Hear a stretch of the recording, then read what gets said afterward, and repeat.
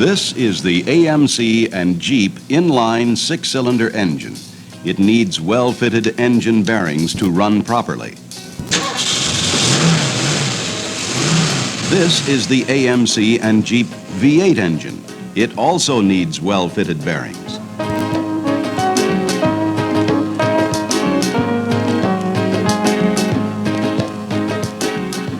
Knowing how to service rod and main bearings the right way is your business.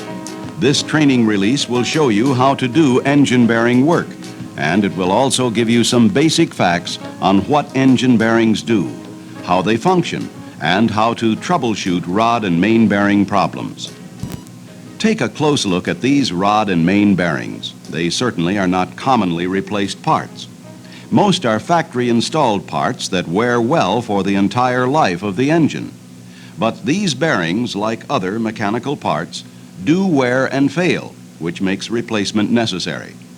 Servicing rod and main bearings does not necessarily mean pulling the engine for an overhaul. To do the job right, you should know how rod and main bearings work and understand engine oil flow. Then you should know how to recognize the symptoms of a rod or main bearing problem and how to isolate a related engine knock.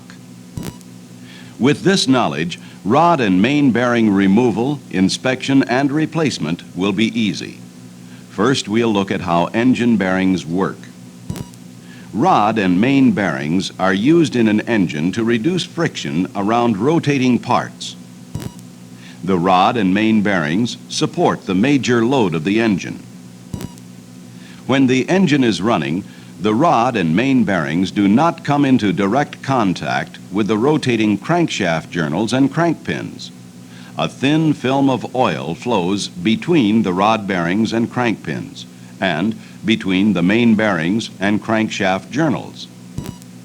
What actually happens is that the rotation of the crankshaft slides oil under the loaded area, like a wedge, so that the shaft from its own rotation lifts away from the bearing and permits passage of an oil film. The oil serves as a lubricant and acts as a coolant. It absorbs heat generated by shaft rotation and load and helps keep rod and main bearings from becoming too hot. Rod and main bearing oil clearance space is a critical factor. Besides reducing friction, oil clearance space allows oil throw-off, which lubricates cylinder walls and other moving parts. If rod or main bearings are fitted with too little oil clearance, the engine cylinder wall, pistons and rings, valves, valve guides, and tappets could be damaged.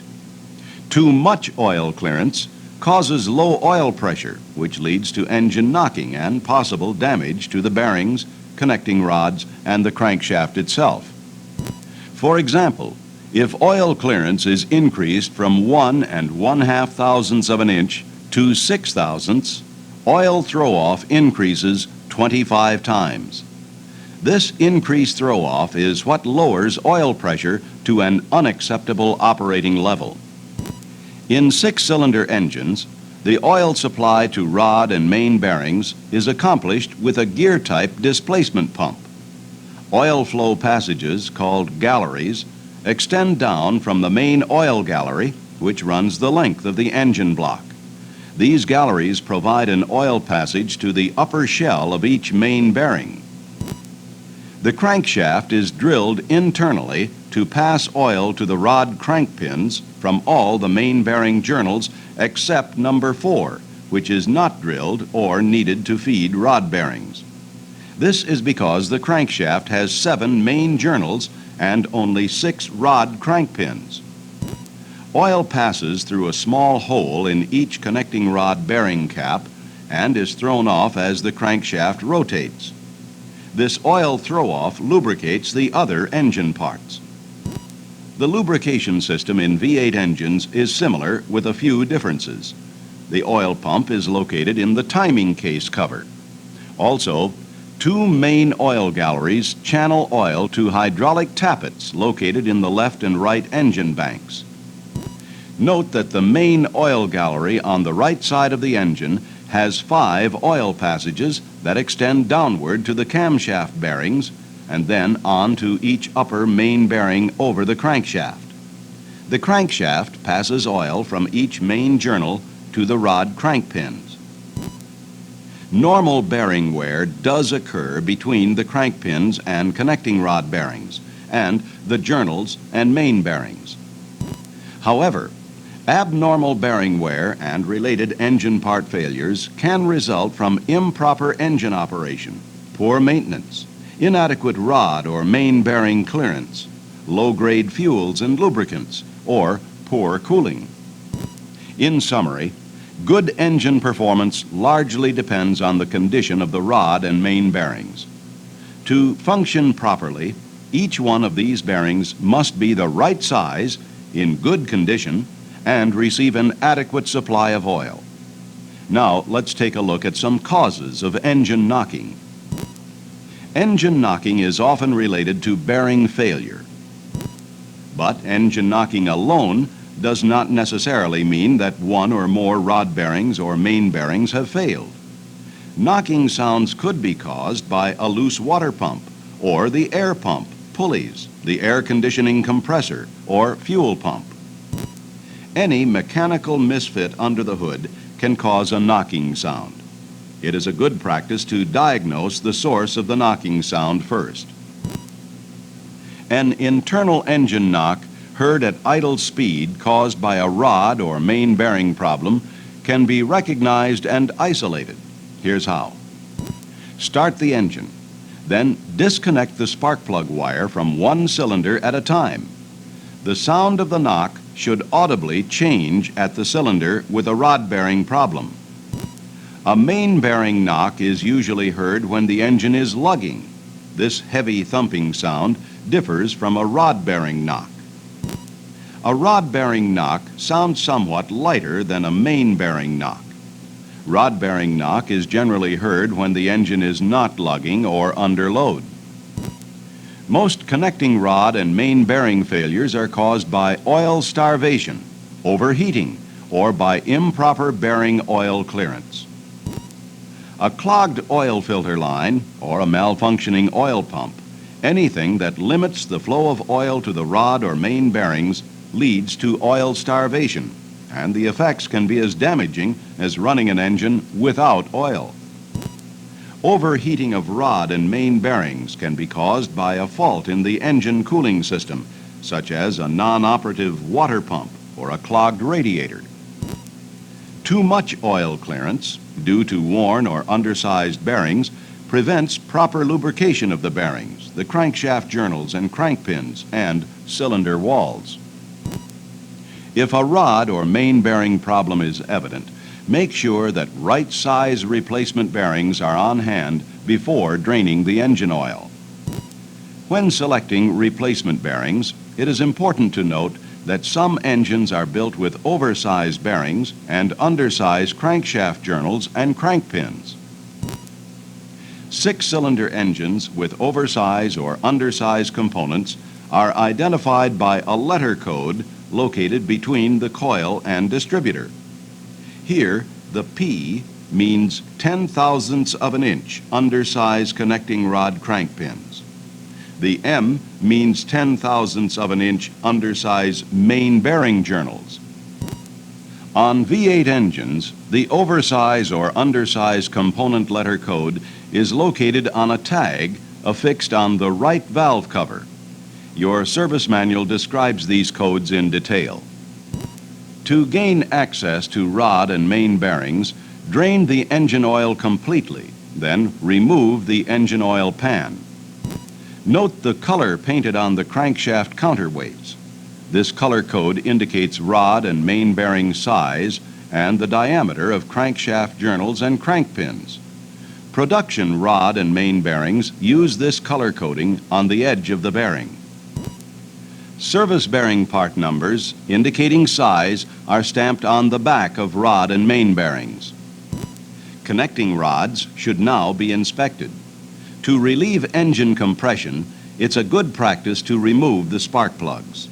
Then turn the crankshaft and bring a piston to bottom dead center. The rod should be positioned on the pin so that it is centered in the piston. Visually inspect rod alignment. If the rod isn't centered, it could be bent or the pin press fit is off. A rod with this appearance should be replaced. Check all connecting rods in this manner. When replacing a damaged or bent connecting rod, always install new rod bearings in the new connecting rod. To remove and install rod bearings, make sure that the piston is at bottom dead center. If more than one connecting rod cap must be removed, make sure there's a number on the rod cap. The cylinder number and the rod cap number must always match. Take care to note that service connecting rod caps are not stamped.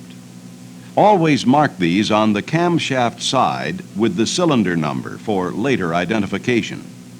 After all rod caps are identified, remove rod caps as necessary.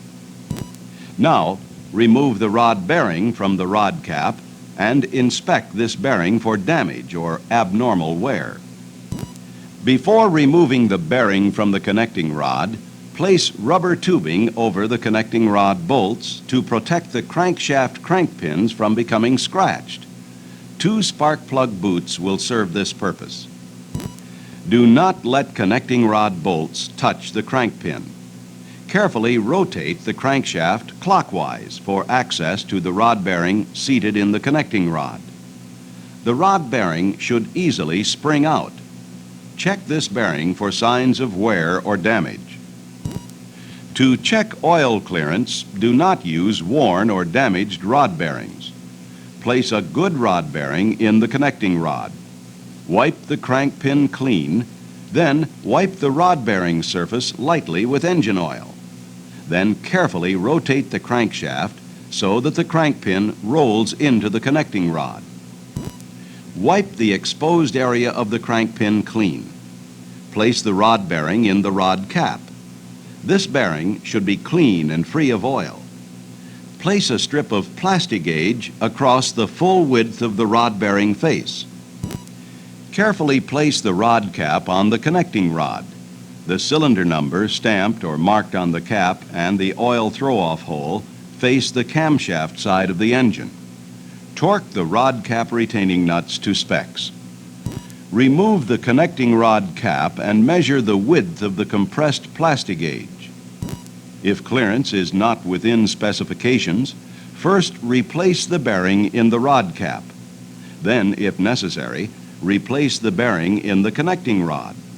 For example, a standard size rod bearing may be used with a 1/1000th undersized bearing in the rod cap. This reduces total clearance by a 0.5 of an inch. Different size connecting rod bearings and the bearings located in rod caps may be used as a pair. It is a good practice to avoid using a pair of bearings with more than 1/1000th difference in size. Up to this point, we've talked about rod bearings. Now let's take a close look at the main bearings. The first main bearing we will discuss is a thrust bearing. It could also be the source of an engine knock. In a 6-cylinder engine, this bearing is the third main bearing from the front of the engine and can be identified by its flanged lip. Crankshaft end play is controlled by the thrust bearing. To check end play clearance, refer to your technical service manual for measurement procedure and end play clearance specifications.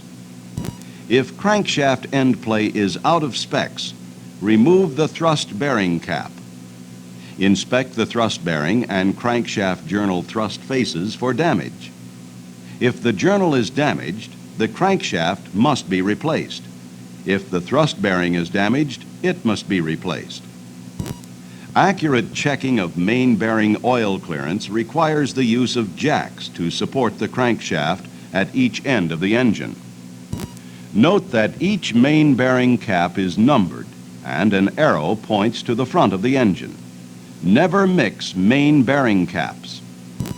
Remove the main bearing cap. Inspect the main bearing and crankshaft journal for signs of damage or abnormal wear. If the journal is damaged, the crankshaft should be removed and replaced. If the problem is the main bearing, then both the upper and lower main bearings must be replaced. If abnormal wear or damage is not evident as shown, check main bearing clearance with a plastic gauge. The procedure is the same as plastic gauge measurement of rod bearing clearance. Excessive main bearing clearance always requires removal of the upper main bearing for inspection. To remove the upper main bearing, remove the crankshaft support jacks. Then make a rollout pin by flattening the head of a number 2 or 3 cotter pin. Insert the rollout pin into the crankshaft oil gallery hole. Rotate the crankshaft so that the rollout pin rests against the bearing. Ensure that the pin is set so that further turning of the crankshaft will cause the bearing to rotate out in the direction of the bearing tongue. Check the upper main bearing for abnormal wear or damage. If this bearing appears serviceable and the plastic gauge measurement of the main bearing in the cap indicated excessive clearance, a standard or undersize upper main bearing may be selected to help attain the clearance needed. A standard size upper main bearing could be used with a 1/1000th inch undersize main bearing in the main bearing cap. This reduces the total clearance by a 0.5 of an inch. Again, it is good practice not to use a pair of bearing inserts with over 1/1000th of an inch difference in a bearing pair. To install or replace the upper main bearing, rotate the crankshaft back toward the camshaft side of the engine so that the oil gallery hole is close to the block but visible. Wipe the journal clean and insert the rollout pin into the crankshaft oil gallery hole. Wipe the face of the upper main bearing with clean engine oil and align it on the journal. Turn the crankshaft so that the rollout pin guides the upper main bearing into place. When this bearing is flush with the engine block and the main bearing tongue is properly located, remove the rollout pin. Now check main bearing oil clearance again. Remember to support the crankshaft with jacks. Select a proper size main bearing and insert it into the main bearing cap. Wipe the face of the crankshaft journal and main bearing free of oil. Place a strip of plastic gauge across the face of the main bearing. Then install the main bearing cap. Torque cap retaining bolts alternately to specifications. Remove the main bearing cap and check the compressed plastic gauge measurement. If clearance is now within specifications, wipe the main bearing surface and journal clean. Then wipe these surfaces with a light coat of engine oil before final assembly. Place and align the main bearing cap on the journal and torque the cap retaining bolts.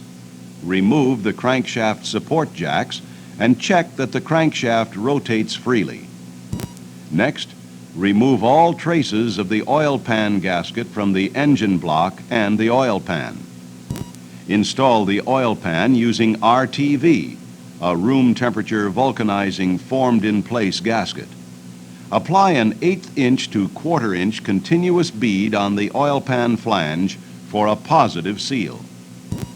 Fill the engine with oil to the proper capacity and check the dipstick.